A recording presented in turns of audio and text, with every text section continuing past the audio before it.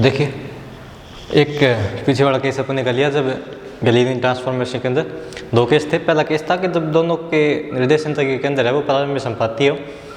Second case है कि जब दोनों निर्देश तंत्रों के केंद्र है वो प्रारंभ में संपाती नहीं है।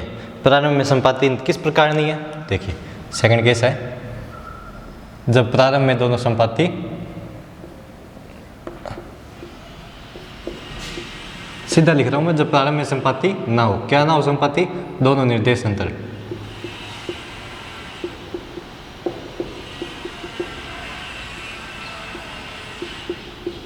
तो देखिए इसमें क्या करना है आपको, प्रारंभिक अवस्था कौन सी है, इसमें दो अवस्थाएं बनेंगी, एक तो प्रारंभिक अवस्था, एक टी टाइम बाद की अवस्था, जैसे अपन ने पिछले केस में की थी।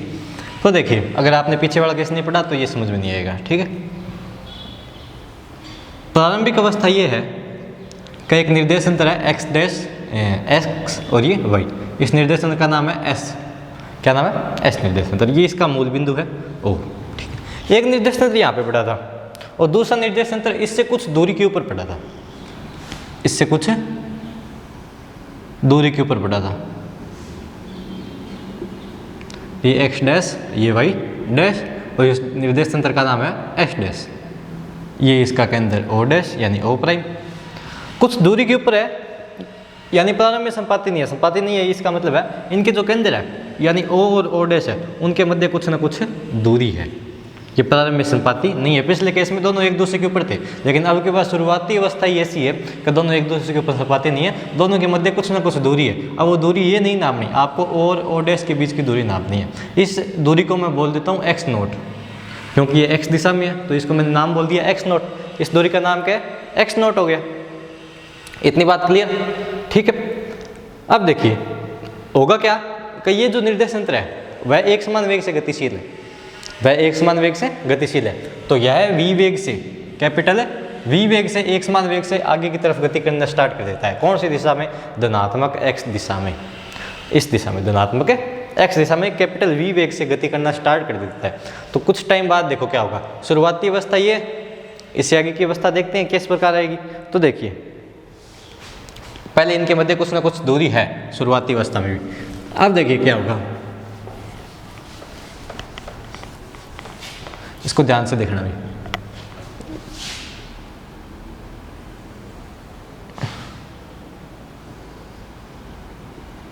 ये आपका है x, ये y, ये आपका o निर्देश है। शुरू में क्या था कि जो आपका o डैश था वो यहाँ पे था शुरुआती अवस्था में। ओ डैश कहाँ पे था? यहाँ पे था। इसके मध्य दूरी थी और ओ डैश के बीच की दूरी कितनी? एक्स नोट थी। कितनी थी? एक्स नोट थी। ये तो प्रारंभिक अवस्था थी ना। अब ये यहाँ पे रहा है क्या? नहीं रहा। क्यों? क्योंकि इसने एक समान वेग से आगे की तरफ गति करना स्टार्ट कर दिया था। तो शुरू में तो ये था जब t बराबर क्या था? 0। अब t टाइम बाद देखेंगे, t बराबर 0 पे यहाँ पे था। जब यहाँ पे क्या हुआ था? 0 सेकंड बजी हुई थी। t टाइम बाद देखूंगा तो इसकी पोजीशन अब ये नहीं देगी, ये थोड़ा आगे चल चुका होगा। तो ये थोड़ा आगे चला जाता है और इसकी पोजीशन यहाँ से ये हो जाती है x प्राइम, y प्राइम और ये इसका हो गया o प्राइम। अब देखिए प्रारंभिक अवस्था ये थी, सिर्फ ये दो निर्देश तंत्र थे, उसको मत छोड़ो। प्रारंभिक अवस्था सिर्फ इतनी थी कि उन दोनों निर्देश तंत्रों के मध्य दूरी x नोट थी, दोनों एक जगह रुके हुए थे। लेकिन क्या हुआ कि अचानक इसने v वेग से गति करना स्टार्ट कर दिया और t टाइम बाद ये यहाँ से उठ के कहाँ पे आ गया? यहाँ पे आ गया। इतनी बात समझ में आ गई क्या भाई सबको? ठीक है। अब देखो इन दोनों निर्देश तंत्रों में मेरे को निकालनी है गैलीलियन निर्देशांक रूपांतरण समीकरण। गैलीलियन निर्देशांक रूपांतरण समीकरण फाइंड आउट करने के लिए किसी घटना का होना अनिवार्य है। तो मैं एक कण P की कल्पना करता हूँ, एक बिंदु P की कल्पना करता हूँ और वो कण किस प्रकार है कि ये देखो कि ये कण P है।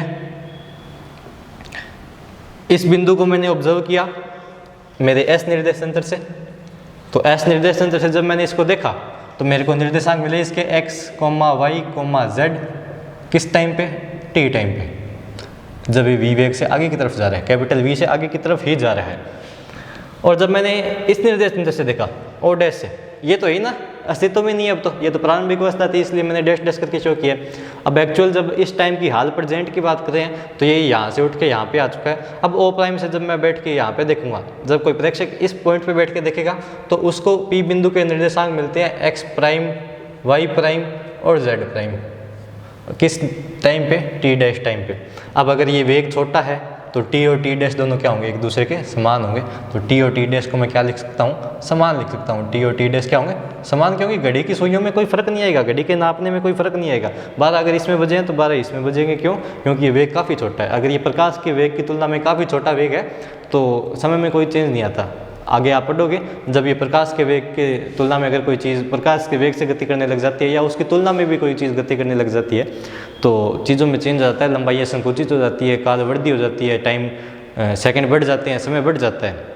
ठीक है, देखो अब इस पी बिंदु को मैंने देखा किस निर्देश तंत्र से? एक्स एस से देखा तो ये प्रेक्षण आए, एस डैश से देखा तो ये प्रेक्षण आए। इन्हीं प्रेक्षणों के मध्य मेरे को कुछ संबंध स्थापित करना है। तो देखिए यहाँ से मैं अगर नीचे की तरफ लंब डालूं जो पिछले वाले केस में किया था, तो एक बात बताओ, यहाँ से लेके इस पी बिंदु की दूरी ये कितनी होगी बताना? ये दूरी कितनी होगी? ओ बिंदु से नाप रहा हूं मैं पी को, किस दिशा में? एक्स दिशा में। नाप लिया, कितना निर्देशांक आया? एक्स निर्देशांक आया। यानी इस ओ बिंदु से इस पी बिंदु की दूरी एक्स है। कितनी है? एक्स। किस दिशा में? एक्स दिशा में। तो ये दूरी कितनी होगी? एक्स। ये कितनी थी? शुरू में एक्स नॉट थी। इसमें कुछ चेंज आएगा क्या? ये तो उतनी थी भी, पहले जब यहाँ पे था तो ये दूरी उतनी थी। इसमें तो कोई चेंज आने वाला नहीं है। एक्स नॉट तो क्या है? मेरी कांस्टेंट है, इसमें तो कोई फर्क आने वाला नहीं है। ये ओ डैश है, ये यहाँ से उठ के कहाँ चला गया? यहाँ चला गया। कितने टाइम में? टी टाइम में। यहाँ से दूरी उसने इतनी दूरी तय कर ली। कितनी दूरी तय कर ली ओ से? ओ डैश ने, ओ डैश ने यहाँ से लेके यहाँ तक कुछ दूरी तय कर दी। अब वो दूरी क्या होगी? वेग गुणा समय। दूरी का फॉर्मूला क्या होता है? वेग गुणा समय। तो वेग मेरा क्या था? Capital V. कितने समय बाद? यहाँ से यहाँ चला गया तो टी समय बाद, या टी डैश बोल दो, टी बोल दो या टी डैश बोल दो, दोनों एक ही बात है। इसमें जो टाइम नापोगे वो इसी में होगा। तो ये दूरी कितनी होगी? We T. ओ डैश से आपने पी को नापा, किस निर्देशांतर से? एस डैश से। तो क्या प्रेक्षण आए? X prime, y prime, z prime. X दिशा में कौन सा आया? X dash. यानी ओ प्राइम से पी बिंदु की दूरी, ये जो दूरी होगी ये कितनी होगी बताना? एक्स प्राइम होगी कि नहीं होगी? अब देख लो भी क्या कौन सा किसके इक्वल है, सीधा देख लो क्या आपको दिख रहा है, क्या आपको लग रहा है क्या होगा इसमें। तो इसमें सीधा आपको मेरे हिसाब से दिख रहा होगा कि ये जो दूरी x है ये इक्वल है एक्स नोट के प्लस वी टी के प्लस एक्स डैश के। X dash x nought plus v t plus x dash equal to whole length of x. यहाँ से एक्स डैश निकालोगे तो x minus x nought minus v t, x में आ गया ये चेंज। पुनः एक बात बताओ, पी बिंदु की दूरी देख रहे हो आप इस दिशा में, यानी ऊपर की तरफ दूरी देख रहे हो, वाई दिशा में देख रहे हो। पहले तो देख रही थे आप एक्स दिशा में, तो आपको ये दूरियां मिल रही थी। अब पी बिंदु की दूरी देख रहे हो वाई दिशा में। इस निर्देश तंत्र में देखो तो यहाँ से चलोगे तो ये उतना ऊपर है, ठीक है। इससे देखोगे तो भी पी बिंदु उतना ऊपर है। बी अगर वाई दिशा के अंदर इस पी बिंदु की ऊंचाई देखोगे तो जितनी ऊंचाई इस निर्देश तंत्र में उतनी ऊंचाई इस निर्देश तंत्र में मिलेगी, आपको कोई फर्क तो नहीं मिलेगा। तो यानी जो वाई प्राइम है वो किसके इक्वल होगा? वाई के। और ऐसी जेड प्राइम है वो किसके इक्वल होगा? जेड के। ये चीज़ आपने पिछले वाले केस में भी की थी, इस वाले केस में भी याद कर लो। ये जो समीकरण आपकी, ठीक है, इनको मैं समीकरण नंबर डाल देता हूँ ए। इन्हें बोलते हैं गैलीलियन स्थिति रूपांतरण समीकरण। किस केस में? जब दोनों प्रारंभ में संपाती नहीं, जब दोनों प्रारंभ में संपाती नहीं होते। आगे बात समझो, इतनी क्लियर है क्या? आगे करें? चलो आगे देखते हैं। चलो इसमें देखो, ये तो आगे स्थिति के रूपांतरण समीकरण। अगर आपको वेग की निकालनी हो, अगर आपको इस कण का वेग निकालना हो, जरूरी थोड़ी है कण स्थिर बैठा हुआ है। कण तो कहीं पे भी आगे मूव कर सकता है, पीछे मूव कर सकता है, किसी तरफ जा सकता है। कण के कोई जरूरी थोड़ी है। इस कण का कुछ भी वेग हो सकता है, ये यहाँ से उठ के यहाँ पे भी आ सकता है, इसका विस्थापन भी हो सकता है, बहुत कुछ चीज़ें हो सकती है। तो इस कण का वेग निकालना है मेरे को, एक बार एस निर्देशांतर में, एक बार एस डैश निर्देशांतर में। तो अगर मैं किसी कण की स्थिति का अवकलन कर दूँ तो मेरे पास वेग आ सकता है। तो अगर मेरे को कण का वेग निकालना है तो इसका अवकलन कर दूं, ये स्थिति की समीकरण है, इसका अवकलन कर दूंगा तो क्या होगा, dx वर्स बाई dt। स्थिति का अवकलन कर रहा हूं मैं x डैश का, x डैश कौन से निर्देश तंत्र की स्थिति है, s डैश निर्देश तंत्र की। किस दिशा में, x दिशा में। x डैश कौन सा है, ये बड़ा, कौन सी दिशा ये, x दिशा है कि नहीं है, किस निर्देश तंत्र की, s डैश निर्देश तंत्र की। तो अगर इसका अवकलन कर दूंगा तो s डैश निर्देश तंत्र में कण का वेग आ जाएगा किस दिशा में, x दिशा में, यानी कण का वेग आ जाएगा किस दिशा में, x दिशा में, कण का वेग x दिशा में। किसका अवकलन करने पर, x का अवकलन करने पर। अगर यहाँ पे y डैश होता तो क्या आ जाता, y, यहाँ पे z डैश होता तो यहाँ पे क्या आ जाता, z, और ये dt डैश, क्योंकि मैं किस समीकरण किस निर्देश तंत्र की बात कर रहा हूँ, s डैश की, तो इसमें टाइम t डैश होगा, ठीक है, और t डैश तो इक्वल ही है। यहाँ से देखो d अपॉन dt डैश की जगह मैं dt लिख सकता हूँ क्योंकि t डैश और t तो एक ही है। x डैश की जगह मैं क्या लिख सकता हूँ, x minus x nought minus v T लिख सकता हूँ क्या, तो x minus x nought minus v T लिख दिया।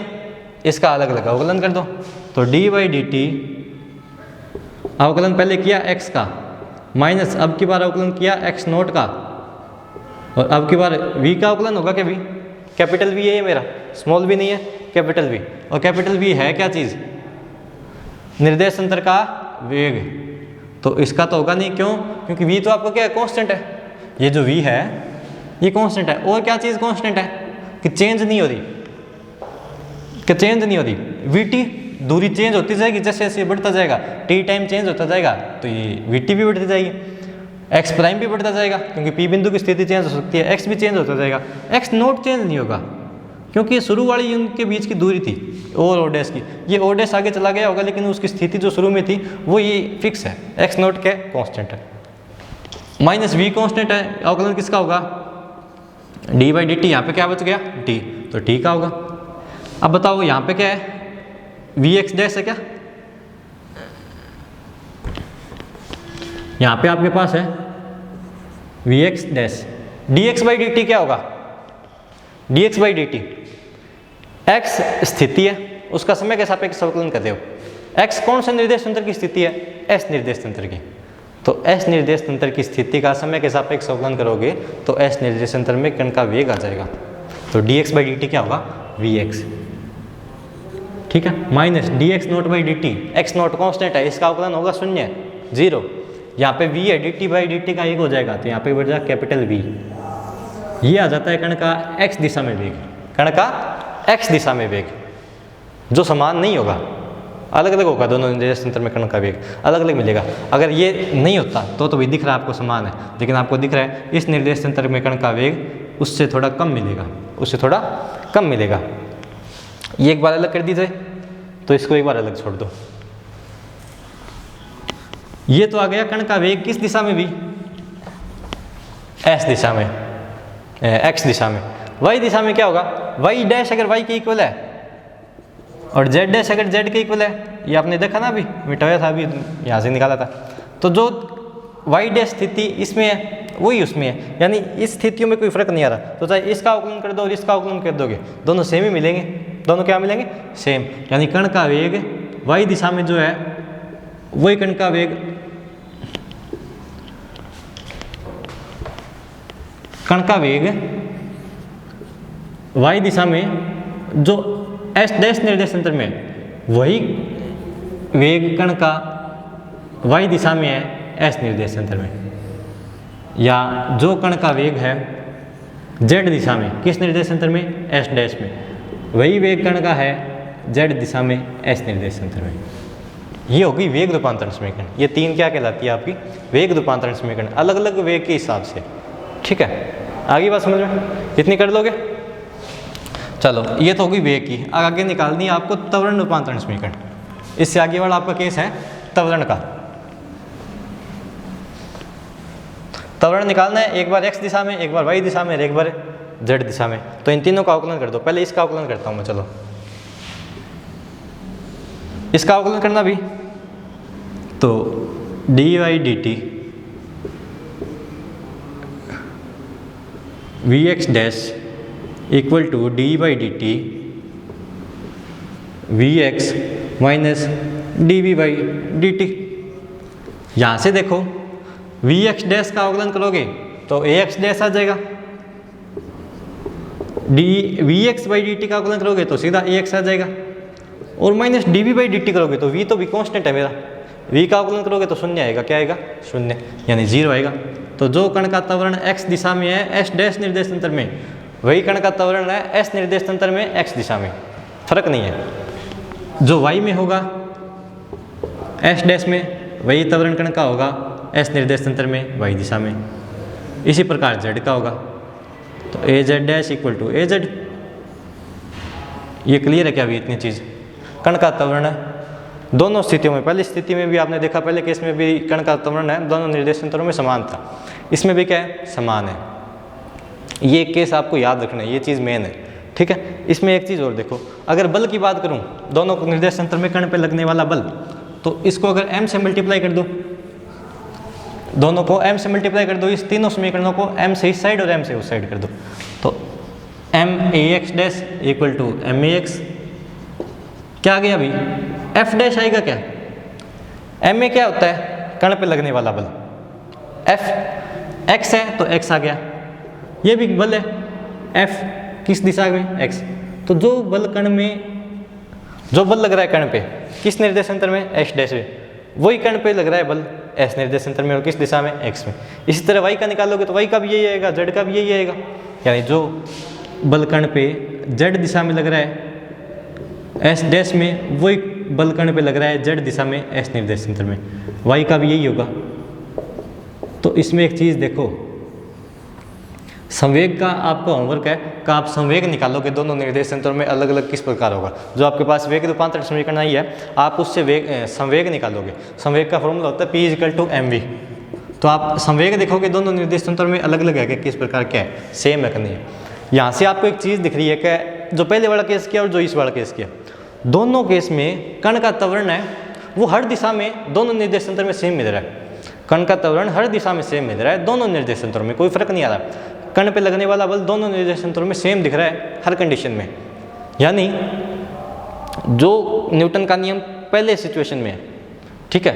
अगर पहला अगर जड़त्वीय है, मैंने बोला कि पहला जड़त्वीय है, सब शुरू में मैंने गैलीलियन रूपांतरण स्टार्ट किया पिछले केस में, तो मैंने बोला कि अगर पहला जड़त्वीय है, पहला मेरे को पता है जड़त्वीय है, क्यों? क्योंकि ये रुका हुआ है, ये रुका हुआ है तो ये जड़त्वीय है, ठीक है। इसका नहीं पता ये जो आगे v वेग से जा रहा है कि जड़त्वीय है कि नहीं है। तो अगर मैंने देखा कि इस निर्देशांतर में कण का जो त्वरण आ रहा है वही त्वरण उसमें आ रहा है, यानी त्वरण का मान तो चेंज हो ही नहीं रहा। अगर त्वरण का मान चेंज नहीं हो रहा तो अगर ये जड़त्वीय है तो वो भी जड़त्वीय होगा भी। अगर आप किस तरह देखोगे कोई चीज़ जड़त्वीय है कि नहीं है, कोई निर्देशांतर जड़त्वीय है कि नहीं है, तो आप देखोगे कि उसमें न्यूटन के पहले नियम का पालन हो रहा है कि नहीं हो रहा। और न्यूटन का पहले नियम सीधा सीधा डायरेक्ट लिंक करता है त्वरण से और बल से। तो अगर त्वरण का मान जो इसमें है वही उसमें दिख रहा है, और अगर आपको पता है ये जड़त्वीय है तो ये भी जड़त्वीय होगा कि नहीं होगा, क्यों? क्योंकि त्वरण का मान दोनों में समान आ रहा है। तो इससे आप कह सकते हो, क्वेश्चन आपके सीधा सीधा यही पुट होगा, सीधा सीधा आपको ये क्वेश्चन दिया जाएगा एग्जाम में कि सिद्ध करो कि एक जड़त्वीय निर्देश के सापेक्ष एक समान वेग से गति करने वाला निर्देशांतर भी जड़त्वीय होता है। तो आपको ये डेरिवेशन करनी होगी, चाहे पहले वाला केस कर देना चाहे ये वाला केस कर देना। आप बल का मान निकाल के दिखाओगे, आप त्वरण का मान निकाल के दिखाओगे कि हर दिशा में समान आ रहा है। अगर इतना कर दोगे तो आपके पास या जितने भी नंबर का क्वेश्चन वो आएगा आपके पुटअप हो जाएंगे मार्कशीट में, ठीक है। इतनी बात आपको पता होना चाहिए। 2 केस है, केस क्या कहलाता है, क्या क्वेश्चन बनेगा वो आपको पता होना चाहिए, ठीक है। इसी तरह आपका गैलीलियन रूपांतरण होता है कंप्लीट। इससे आगे देखेंगे संवेग संरक्षण का सिद्धांत।